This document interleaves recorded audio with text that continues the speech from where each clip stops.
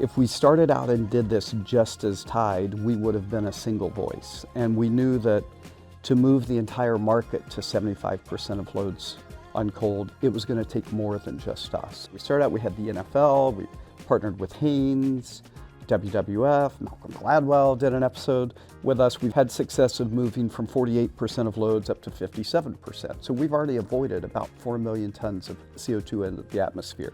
So we just continue to look at how do we expand that ecosystem. So we have Walmart now as a partner, and we just launched during Earth Month of this year the start of a 1-year partnership to really focus on helping consumers engage on washing on cold, because there's so many benefits of it. Number one, you can save money, up to $150 per year. It helps your clothes. It's easier on your clothes when you wash on cold. You're able to get a deep down clean. You can reduce your carbon footprint.